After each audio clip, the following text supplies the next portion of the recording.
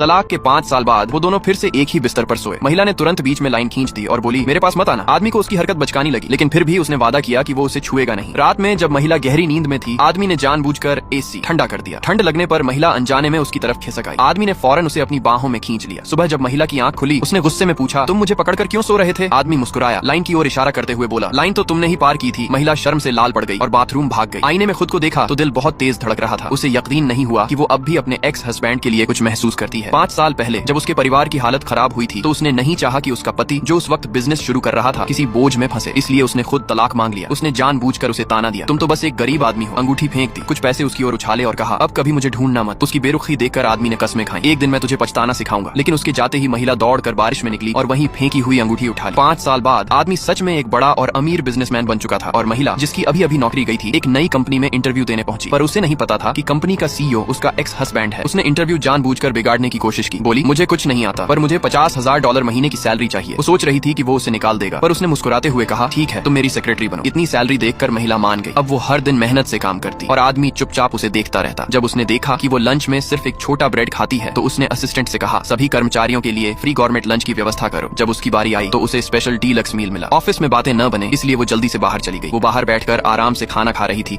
कि तभी एक छोटी बच्ची उसके पास आई। महिला ने पूछा, बेटा तुम स्कूल में क्यों नहीं हो? तभी आदमी वहाँ पहुँच गया। महिला ने अपनी बेटी को पीछे कर लिया, लेकिन आदमी ने देख लिया, लड़की बिल्कुल उसकी तरह लग रही थी। वो बोला, क्या तुमने मुझसे छुपाकर मेरी ही बेटी को जन्म दिया है? महिला डर गई कि कहीं वो बच्ची को उससे छीन न ले, तो झूठ बोली, नहीं ये मेरी नहीं, किसी और की है। पर तभी बच्ची ने उसकी ओर देखा और मासूमियत से बोली, डैडी